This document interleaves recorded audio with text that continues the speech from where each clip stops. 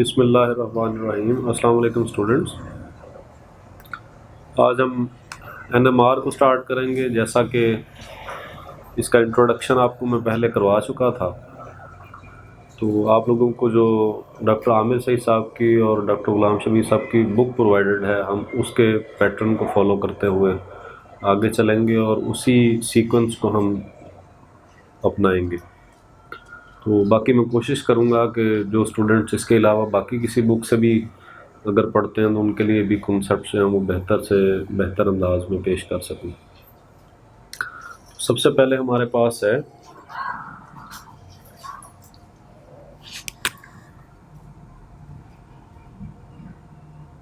What is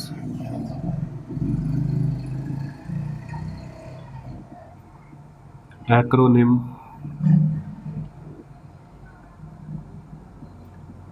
NMR.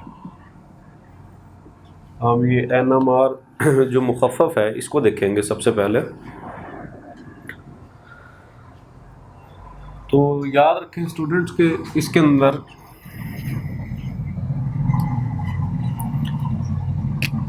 N stands for nucleus,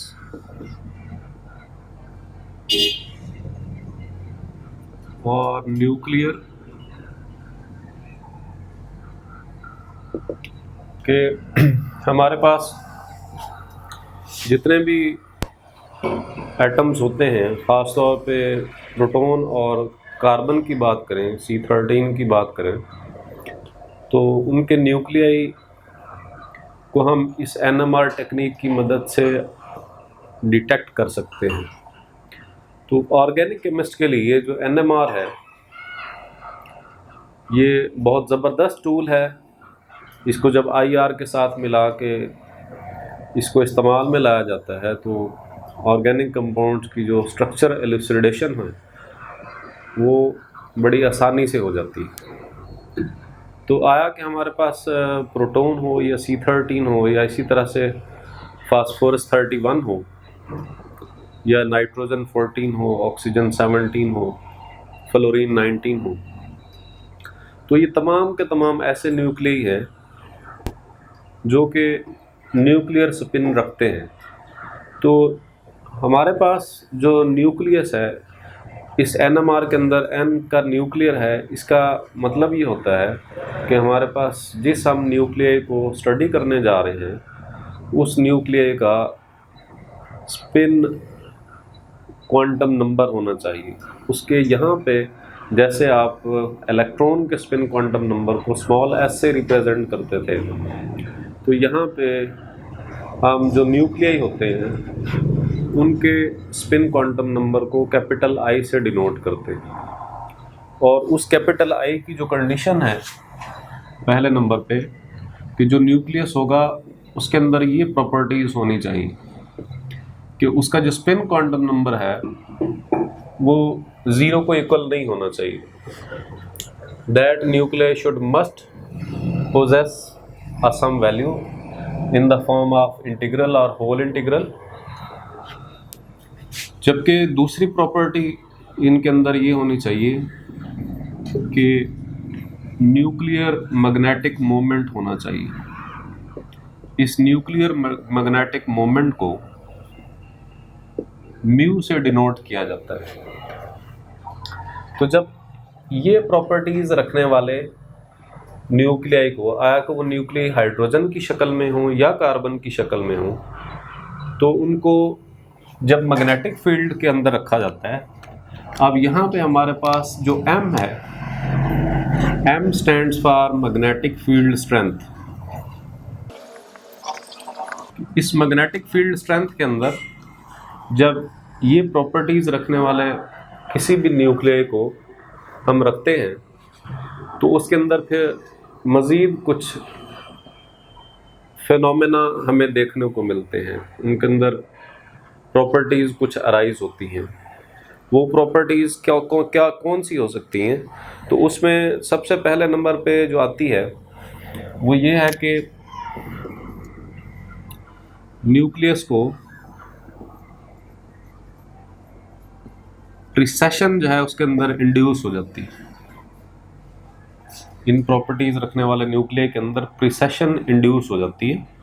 और दूसरे number पे इनके अंदर क्या चेंज आती है कि उन न्यूक्लियाई के अंदर एनर्जी डिफरेंस राइज हो जाता है, जिस एनर्जी डिफरेंस को आप E2 माइनस E1 की शक्ल की फॉर्म में डिनोट करते हैं, तो ये चीज़ उनके अंदर राइज हो जाती है। अभी प्रिसेशन जो है इसके बारे में भी मैं आपको बताता हूँ कि ये प्रिसेशन दर हकीकत क्या होती है। तो पहले हम इसको कलेक्ट कर लें NMR की शक्ल में कि इसका मकसद क्या है।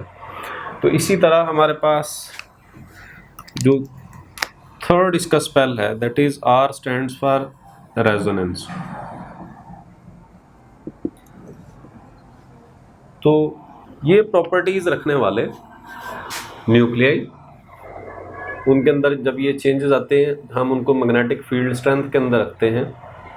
तो आर रेजोनेंस का मतलब होता है कि वो एक ऐसी कंडीशन को अचीव कर लेते हैं वो न्यूक्लियाई कि वो इस मैग्नेटिक फील्ड स्ट्रेंथ की मौजूदगी में एक सूटेबल रेडियो वेव को एब्जॉर्ब करते हैं और एब्जॉर्प्शन के नतीजे में वो एक्साइट कर जाते हैं, मतलब ग्राउंड लेवल से एक्साइटेड स्टेट में चले जाते हैं। जैसा कि मैंने आपको यूवी के कॉन्सेप्ट के अंदर बताया था कि तमाम की तमाम जितनी भी स्पेक्ट्रोस्कोपीज होती हैं उनके अंदर ग्राउंड और एक्साइटेड स्टेट होती है, और हमारे पास ये रेजोनेंस एक कंडीशन ऐसी कंडीशन है जिसमें न्यूक्लियाई ग्राउंड स्टेट से एक्साइटेड स्टेट में एक स्पेसिफिक रेडियो वेव को एब्जॉर्ब करके एक रेडियो फ्रिक्वेंसी को एब्जॉर्ब करके चला जाता है और हम उसको रेजोनेंस का नाम दे देते हैं।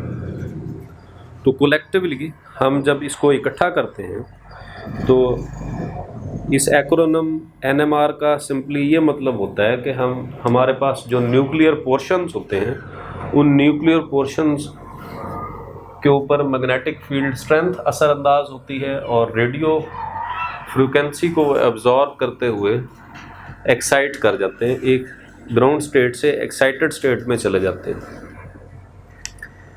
जबकि इस NMR टेक्निक के अंदर यही फिनोमेना होता है। इस NMR टेक्निक में ये तमाम के तमाम न्यूक्लियाई जो आपने लिए होंगे वो प्रोटॉन्स की शक्ल में होंगे या C13 की शक्ल में होंगे। जब उनको आप मैग्नेटिक फील्ड के अंदर रखते हैं और साथ उनको एक्सपोज करते हैं रेडियो वेव्स के लिए, तो वो उनके अंदर एब्जॉर्प्शन हो जाती है और वो एब्जॉर्प्शन एक मैग्नेटिक सिग्नल की शक्ल में हमें मिलती है। अब जैसे मैंने अभी कहा कि हमारे पास एक्साइटेशन होगी, तो उस एक्साइटेशन को आप कुछ इस तरह से कहेंगे कि परटर्बेशन हो जाती है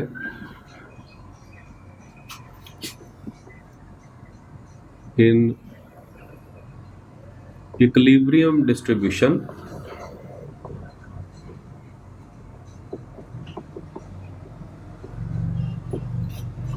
of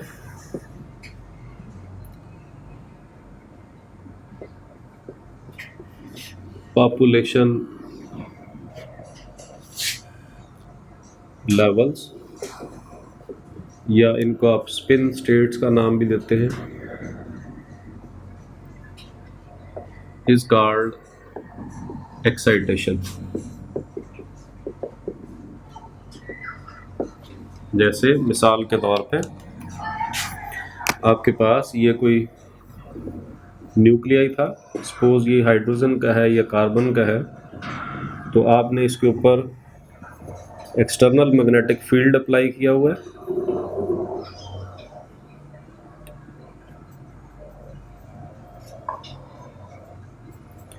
इस एक्सटर्नल मैग्नेटिक फील्ड को आप अप्लाइड मैग्नेटिक फील्ड भी कहते हैं।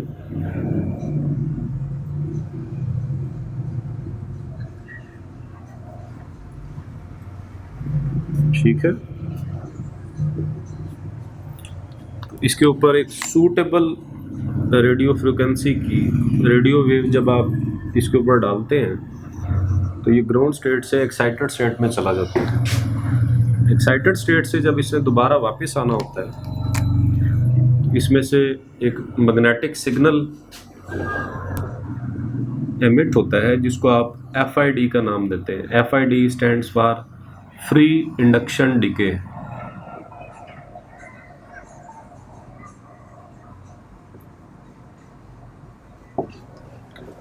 इस फ्री इंडक्शन डिके को इलेक्ट्रॉनिक्स की मदद से डिटेक्ट किया जाता है और कैप्चर कर लिया जाता है, और इसको फिर कंप्यूटेशनल मेथड्स की मदद से इसकी प्रोसेसिंग करके हमें मीनिंगफुल इंफॉर्मेशन सैंपल के बारे में हासिल हो जाती है। तो इसको मैं रेज करना चाहूँगा। उसके बाद मैं नेक्स्ट हमारे पास जो हेडिंग है spin quantum numbers of nuclear के हवाले से उसकी तरफ आऊँगा। नेक्स्ट है हमारे पास स्पिन क्वांटम नंबर्स। इनको I से डिनोट करेंगे। जैसा कि अभी मैंने आपको पहले बताया कि हम अगर इलेक्ट्रॉन की बात करते हैं तो इलेक्ट्रॉन के अंदर आपको पता है कि इलेक्ट्रॉन का स्पिन +½ भी होता है, -½ भी होता है। तो +½ स्पिन आमतौर पे आप क्लॉकवाइज कंसिडर कर लेते हैं और -½ स्पिन को आप एंटी क्लॉकवाइज या काउंटर क्लॉकवाइज कंसिडर करते हैं। तो बिल्कुल यही कॉन्सेप्ट हम हाइड्रोजन के न्यूक्लियस के ऊपर या C13 के न्यूक्लियस के ऊपर अप्लाई करते हैं, और प्रोटॉन के जो न्यूक्लियई है या C13 के न्यूक्लियई जो है वो भी इसी तरह से स्पिन क्वांटम नंबर रख रहे होते हैं।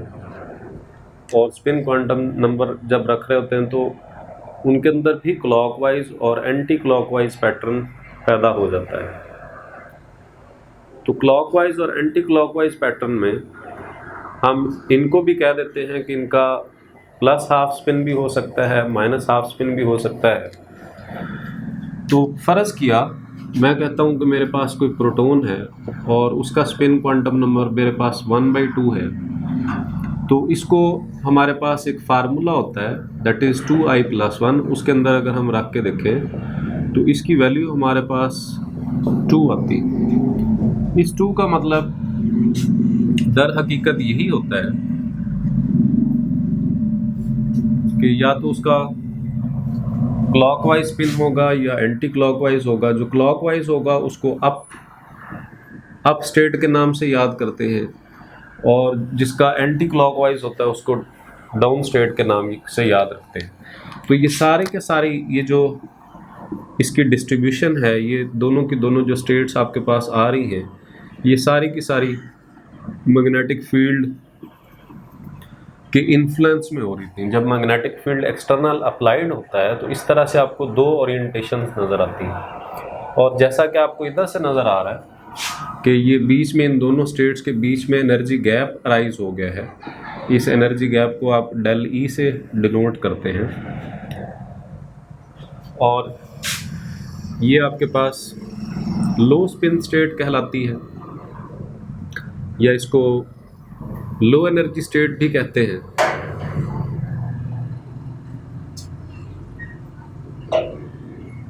और जबकि ये आपके पास जो डाउन स्पिन होता है इसको आप हाई एनर्जी स्टेट कहते हैं। ठीक है। दर हकीकत ये हाई एनर्जी स्टेट, चूंकि इसके अंदर स्पिन एक्सटर्नल मैग्नेटिक फील्ड को अपोज कर रहा होता है, जिस वजह से हम कह रहे होते हैं कि इसकी हाई एनर्जी है, और ये एक्सटर्नल मैग्नेटिक फील्ड लाइंस जो होती हैं उनको रीइंफोर्स कर रहा होता है, तो इसको हम कह देते हैं कि ये लो एनर्जी स्टेट हमारे पास इसकी है कंडीशन। तो इस ये हमारे पास जो स्पिन क्वांटम नंबर है, इस स्पिन क्वांटम नंबर के लिए कुछ हमारे पास जनरलाइजेशंस हैं जो कि मैस नंबर की बुनियाद पे और चार्ज नंबर की बुनियाद पे, या चार्ज नंबर को आप दूसरे अल्फाज में प्रोटॉन नंबर से भी याद कर सकते हैं। और इसी तरह से हमारे पास स्पिन क्वांटम नंबर होता है जिसको आप आई से जाहिर करते हैं, कैपिटल आई से। तो इसकी ये जनरलाइजेशंस हैं, जिन जनरलाइजेशंस को हम इस्तेमाल करते हुए इजीली आइडिया लगा सकते हैं जिस भी एलिमेंट के एटम्स को या जिस भी इन्वायरमेंट को, एटम्स की पॉपुलेशन को आप एनालिसिस उसका कर रहे होते हैं, तो उसका आप यहाँ से अंदाज़ा लगा सकते हैं। ये देखें, अगर आपके पास ये ऑड होगा, ये ऑड भी हो सकता है, इवन भी हो सकता है, तो आपके पास इनका स्पिन क्वांटम नंबर 1/2, 3/2, 5/2, 7/2 हो सकता है। इसी तरह दूसरी जो हमारे पास जनरलाइजेशन है कि मैस नंबर भी अगर इवन होगा और प्रोटॉन नंबर भी इवन होगा तो स्पिन वैल्यू हमारे पास 0 आएगी। इसी तरह अगर हमारे पास ये मैस नंबर इवन हो जाए और प्रोटॉन नंबर ऑड हो जाए तो इसकी वैल्यू होल इंटीजर में हो सकती है 1, 2, 3, 4 and up to so on. तो याद रखें स्टूडेंट्स के इन जनरलाइजेशंस को हम सिंपल यूज़ करके किसी भी, जैसा कि प्रोटॉन है, आम तौर पे हम प्रोटॉन को और C13 को स्टडी कर रहे होते हैं, तो इन जनरलाइजेशंस की बुनियाद पे हम उनको स्टडी कर लेते हैं। अदरवाइज़ मिसाल के तौर पे मैं कहता हूँ कि प्रोटॉन है, प्रोटॉन का जो स्पिन है ये 1/2 है, C13 का स्पिन भी 1/2 है। तो ये दो जनरलाइजेशंस हैं, हमें इन दो जनरलाइजेशंस के ऊपर ही इक्तफा करना पड़ता है। अगर हम ये ढूंढना चाहें कि जैसे क्लोरीन है, क्लोरीन के अंदर ये 3/2 होता है स्पिन क्वांटम नंबर वैल्यू, तो ये स्पिन क्वांटम नंबर वैल्यू 3/2 आती कैसे है? तो इसके लिए हमारे पास स्टिल कोई ऐसा हार्ड एंड फास्ट रूल या सिंपल रूल नहीं है जिसकी मदद से हम इस 3/2 को कैलकुलेट कर लें। हाँ, इसको इस्तेमाल करते हुए इस फार्मूला की मदद से हम इतना तो कैलकुलेट कर लेंगे कि उसकी स्पिन स्टेट्स कितनी आएंगी। जैसा कि इससे हमें नज़र आ रहा है कि इसको इस्तेमाल अगर हम करें तो हमारे पास 4 स्पिन स्टेट्स आ जाएंगी क्लोरीन के लिए। जैसे मिसाल के तौर पे आप इस 3/2 को इस्तेमाल करते हैं क्लोरीन के लिए, तो आपके पास टोटल 4 स्पिन स्टेट्स आ जाएंगी। तो कुछ इस तरह का पैटर्न आपको देखने को मिलेगा, ठीक है। -3/2, -1/2, +1/2 एंड +3/2। तो इस तरह आपके पास ये 4 एनर्जी लेवल्स क्रिएट हो जाएंगे, E1, E2, E3, E4। जबकि इस 3/2 के बारे में हमारे पास कोई सॉलिड डिस्क्रिप्शन अभी तक नहीं है। तो ये एक कॉम्प्लेक्स फिनोमेना होता है स्पिन ऑर्बिट कपलिंग का, जिसकी मदद से हमें ये वैल्यूज़ हासिल होती हैं। तो हमने चूँकि ऑर्गेनिक केमिस्ट्री के अंदर फोकस प्रोटॉन और C13 के ऊपर करना है, तो हमें इनकी 1/2 स्पिन क्वांटम नंबर वैल्यूज़ को लेते हुए, इसी पे इक्तफा करते हुए हम इसको लेके आगे चलेंगे। तो जब हमारे पास ये जनरलाइजेशन आ जाती है, तो इस जनरलाइजेशन के बाद हम एक बात हमारे सामने क्लियर होती है, वो ये कि ऐसे न्यूक्लियाई जिनका स्पिन क्वांटम नंबर 0 होता है वो हमेशा NMR इनएक्टिव होते हैं। NMR इनएक्टिव होते हैं, इसका मतलब ये है कि इनका किसी किस्म का NMR मशीन के अंदर कोई रिस्पॉन्स, कोई सिग्नल हमें नहीं मिलता। इसकी मिसाल हमारे पास सिंपल C12 है, कार्बन 12 को अगर आप ले लें तो इसकी स्पिन क्वांटम नंबर वैल्यू हमारे पास 0 होती है, तो कार्बन 12 हमारे पास NMR इनएक्टिव कंसिडर किया जाता है। तो जब हम C13 एनालिसिस कर रहे होते हैं तो उसके अंदर चूँकि इसकी नेचुरल अबंडेंस ज़्यादा होती है, तो नेचुरल अबंडेंस ज़्यादा होने की वजह से साथ साथ C13 की नेचुरल अबंडेंस कम होती है। तो जितने भी मालिक्यूल्स होते हैं उन मालिक्यूल्स के अंदर हमेशा C13 के जो आइसोटोप्स होते हैं उन आइसोटोप्स को NMR मशीन से उनको सेंस कर सकती है, उनको डिटेक्ट कर सकती है और उन्हीं का हमें सिग्नल मिलता है। जबकि जो C12 के कार्बन होते हैं ये हमें कोई किसी किस्म की स्ट्रक्चर की एलुसिडेशन के अंदर हेल्प नहीं करते। तो इसी तरह हम इसके बाद इसको मैं रेज़ करना चाहूँगा, उसके बाद मैं इसके प्रिंसिपल की तरफ आता हूँ। प्रिंसिपल है हमारे पास NMR का। इस प्रिंसिपल के अंदर हम इसकी सबसे पहले डेफिनेशन लिखेंगे।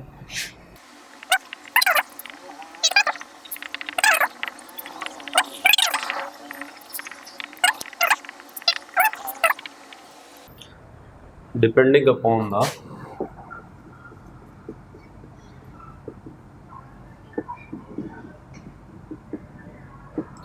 spin angular momentum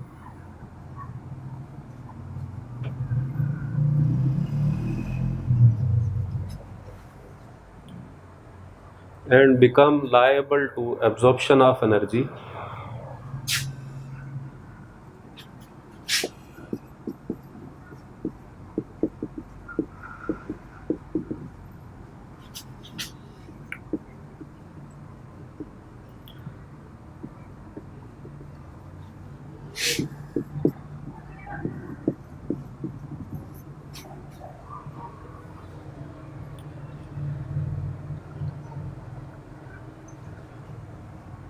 for their transition।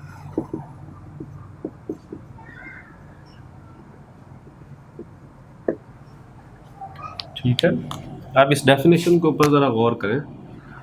Spin active nuclei है, मतलब इनका जो स्पिन है that will be not equal to 0 और एक्सटर्नल मैग्नेटिक फील्ड अप्लाई किया हुआ है।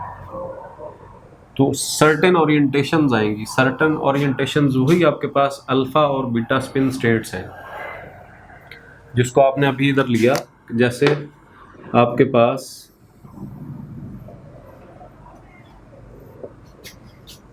प्लस हाफ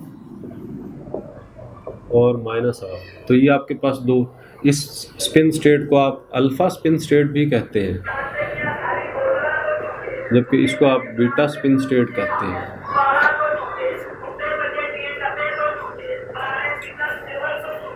ठीक है,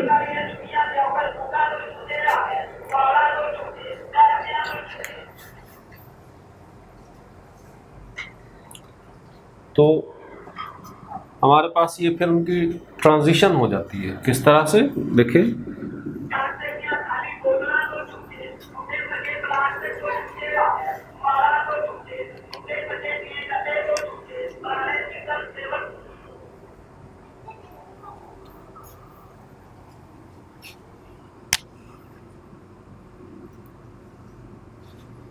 ये हमारे पास कोई प्रोटॉन है, ये under the effect of strong magnetic field radio wave को एब्जॉर्ब करेगा, एब्जॉर्ब करके इसके अंदर ट्रांजिशन हो जाएगी। अगर सपोज इसका स्पिन यहाँ पे अपवर्ड था, ये अल्फा स्पिन स्टेट में था, तो ये यहाँ पे बीटा स्पिन स्टेट के अंदर आ जाएगी। और ये ट्रांजिशन का ये भी एक बाकायदा प्रिंसिपल होता है जिसके अंदर आप इसको स्पिन सिलेक्शन रूल की बुनियाद पे अलाउड ट्रांजिशन का नाम देते हैं कि अगर कोई भी न्यूक्लियाई अपने स्पिन को चेंज कर लेता है तो ये स्पिन सिलेक्शन रूल के अकॉर्डेंस में होता है और ये अलाउड ट्रांजिशन कंसिडर की जाती है। तो ये अलाउड ट्रांजिशन आप NMR के केस में, UV के केस में, हर जगह पे जहाँ पे ये पार्टिकल्स आपके इस ग्राउंड पॉपुलेशन लेवल से एक्साइटेड पॉपुलेशन लेवल में जा रहे होंगे तो उसके अंदर आप इसको ऑब्जर्व कर सकते हैं। तो इस डेफिनेशन को अगर मैं एक डायग्राम की शक्ल में रिप्रेजेंट करना चाहूँ तो उसको मैं कुछ इस तरह से करूँगा कि ये मेरे पास स्ट्रॉन्ग मैग्नेटिक फील्ड है और ये मेरे पास कोई न्यूक्लियस है और इस न्यूक्लियस का ये वाला जो एक्सेस है इसको आप प्रिसेशन एक्सेस कहते हैं।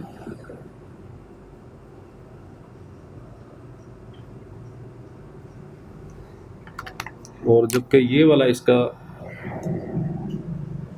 स्पिन एक्सेस है।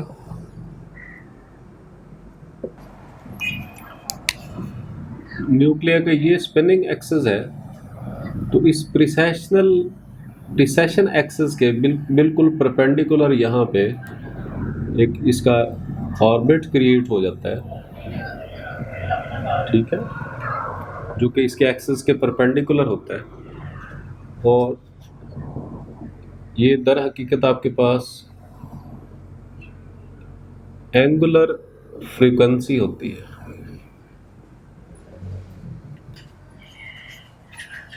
इसी एंगुलर फ्रीक्वेंसी को आप प्रिसेशनल फ्रीक्वेंसी के नाम से भी याद करते हैं। इसी प्रिसेशनल फ्रीक्वेंसी को आप लार्मर फ्रीक्वेंसी के नाम से भी याद कर सकते हैं। ये फ्रीक्वेंसी मैग्नेटिक फील्ड अप्लाइड जो होता है उसकी स्ट्रेंथ के ऊपर डिपेंड करती है। जितना ज़्यादा मैग्नेटिक फील्ड ज़्यादा होता चला जाएगा, ये प्रिसेशनल फ्रीक्वेंसी उतनी ज़्यादा होती चली जाएगी। तो दर हकीकत अगर सपोज एक मशीन है, उसके अंदर अप्लाइड मैग्नेटिक फील्ड की वैल्यू 1.41 टेस्ला है, तो उसकी जो प्रिसेशनल फ्रीक्वेंसी होगी वो 60 मेगाहर्ट्ज़ होगी। एक रेफरेंस के तौर पे मैं वैल्यू दे रहा हूँ। तो दर हकीकत इस प्रिंसिपल के अंदर ये जो प्रिसेशनल फ्रीक्वेंसी अराइज होती है, अब मैं इसकी आपको जस्टिफिकेशन कैसे देना चाहूँगा, इसको गौर कीजिए कि आपके पास ये अगर इस तरह से कोई न्यूक्लियस स्पिन कर रहा है, तो ये स्पिन करते हुए जब इसके ऊपर मैग्नेटिक फील्ड अप्लाई किया जाता है, तो ये देखें इसका ये एक्सेस है, तो ये इसका जो ये प्रिसेशन एक्सेस है, ये प्रिसेशन एक्सेस के ऊपर ये स्पिन करते हुए under the effect of magnetic field ये इस तरह से साथ में अपनी जो ओरिएंटेशन है, जो मूवमेंट है, जो स्पिन है, उसको इस डायरेक्शन में ले आता है। तो देखिए जब इस डायरेक्शन में ले आता है तो ये वाला एक्सेस बिल्कुल उस प्रिसेशन एक्सेस के बिल्कुल ऊपर एक परपेंडिकुलर सरफेस, एक सर्कल बना रहा है। और ये जो सर्कल आपके पास प्रिसेशन एक्सेस के ऊपर प्रोड्यूस हो रहा होता है, इस एक्सेस को इस सर्कल की ये जो प्रिसेशन है, इसको आप अगर फ्रीक्वेंसी के सेंस में लेना चाहें तो ये प्रिसेशनल फ्रीक्वेंसी के नाम से याद किया जाता है कि ये जो सर्कल्स प्रोड्यूस हो रहे हैं, ये विद रिस्पेक्ट टू टाइम अगर आप इनको नोट कर लेंगे तो ये प्रिसेशनल फ्रीक्वेंसी कहलाएगी। तो लिहाजा हमारे पास यहाँ पे प्रिंसिपल के अंदर एक और चीज़ हमें जो देखने को मिलती है वो ये कि स्पिन एक्टिव न्यूक्लियस होने के साथ साथ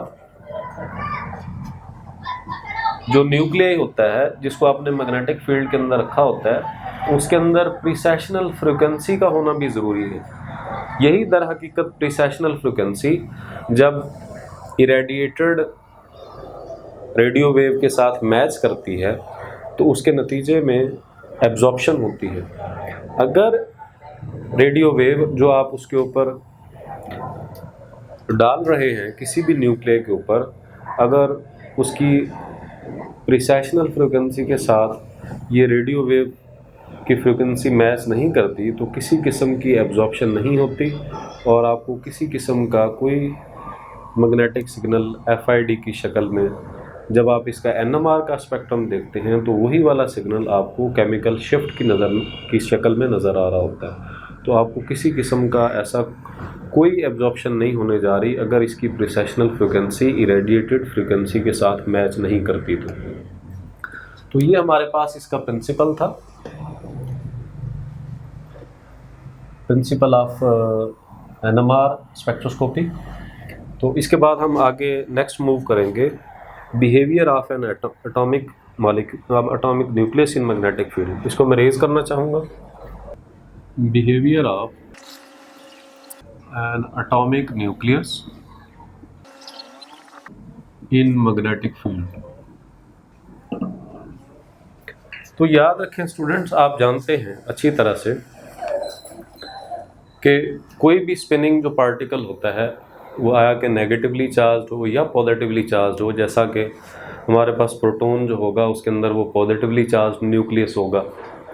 तो स्पिनिंग पार्टिकल हमेशा अपने गिर्द एक मैग्नेटिक फील्ड पैदा कर लेता है। तो वो मैग्नेटिक फील्ड हमेशा अप्लाइड मैग्नेटिक फील्ड के साथ इंटरेक्ट करता है। उसकी इंटरेक्शन के नतीजे में वो जो मैग्नेटिक डाइपोल होता है, अब यही वाला जो आपका एक पॉजिटिवली चार्ज स्पीशी होती है या न्यूक्लियई होता है, ये टिनी बार मैग्नेट के तौर पे काम करना शुरू कर देता है। तो ये फिर उसकी जो अप्लाइड मैग्नेटिक फील्ड होता है उसके हिसाब से अपने आप को ओरिएंट करता है। मैं इसको कुछ इस तरह से जस्टिफाई करने की कोशिश करूँगा कि हमारे पास फ़र्ज़ किया कि ये कुछ न्यूक्लियई हैं, ये प्रोटॉन के समझ लें या C13 के समझ लें, कि जिनकी जो स्पिन जो डायरेक्शन है ये रैंडम है। इनका मैग्नेटिक मोमेंट जो पैदा हो रहा है उसकी डायरेक्शन रैंडम है, इसके अंदर कोई तरतीब नहीं है। तो जब आप इसके ऊपर स्ट्रॉन्ग मैग्नेटिक फील्ड अप्लाई करेंगे तो स्ट्रॉन्ग मैग्नेटिक फील्ड अप्लाई करने के नतीजे में ये न्यूक्लियई जो कि रैंडमली पड़े थे, ये अपने आप को अप्लाइड मैग्नेटिक फील्ड के हिसाब से अलाइन कर लेंगे। कुछ ऐसे होंगे जो अपने आप को मैग्नेटिक फील्ड की डायरेक्शन में अलाइन करेंगे, कुछ ऐसे होंगे जो इसको अपोज कर रहे होंगे। तो ये देखें, आपको एक बाकायदा इनके अंदर जो मैग्नेटिक मोमेंट है जिसने अब टिनी बार मैग्नेट के तौर पे काम करना है, दर हकीकत ये magnetic moment spin quantum number की वजह से इनके अंदर अराइज हो रहा है। तो ये मैग्नेटिक फील्ड के साथ अपने आप को इनकी जो अलाइनमेंट है या तो अल्फ़ा स्पिन, बिल्कुल इसी तरह से ये देखें जो मैग्नेटिक फील्ड की डायरेक्शन में अपना स्पिन शो करा रहे हैं वो अल्फ़ा स्पिन वाले न्यूक्लियई कहलाते हैं, और जबकि जो मैग्नेटिक फील्ड को अपोज कर रहे होते हैं वो बीटा स्पिन स्टेट न्यूक्लियई कहलाते हैं। तो इस तरह का फिनोमेना इसके अंदर होता है। तो हम इसके बिहेवियर को हम दो मॉडल्स की मदद से जस्टिफाई करते हैं। पहला हमारे पास इसका जो मॉडल है that is the classical model.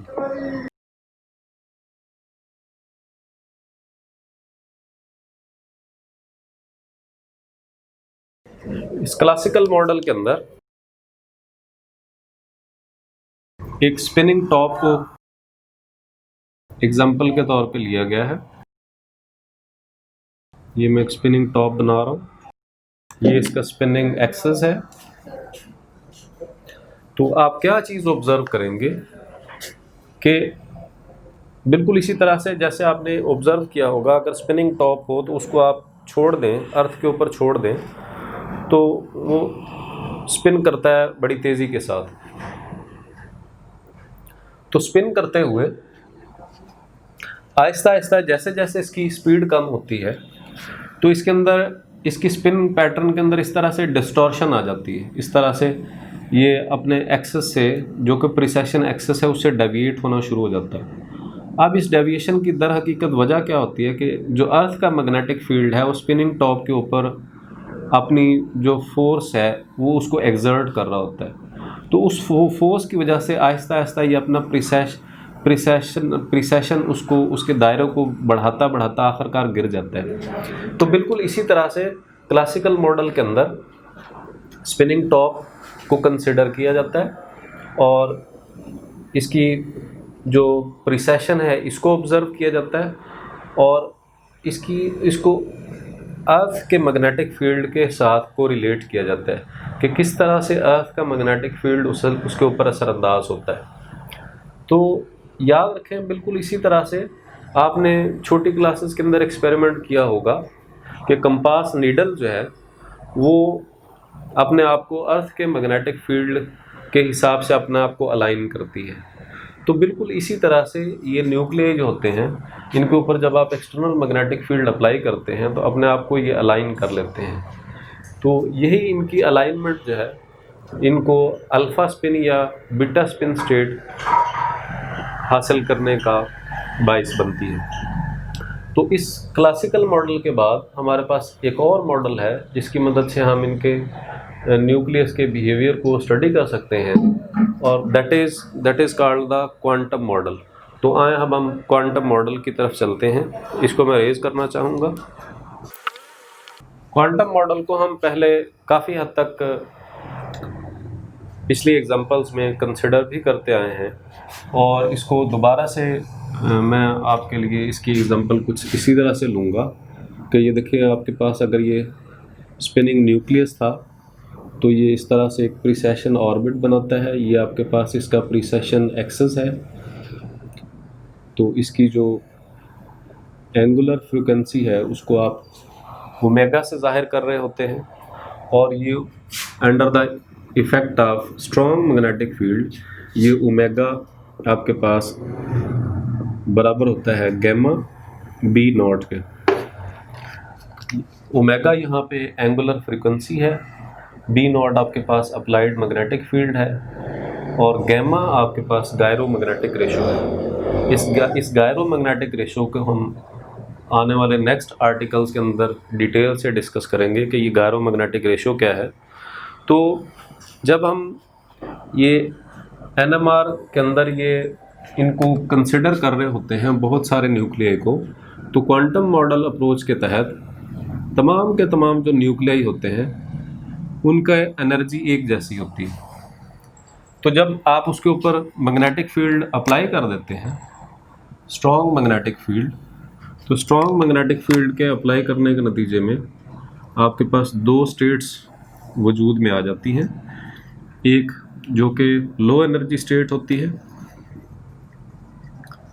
इस लो एनर्जी स्टेट को आप अल्फ़ा स्पिन स्टेट के नाम से भी याद करते हैं, और जबकि इस हाई एनर्जी स्टेट को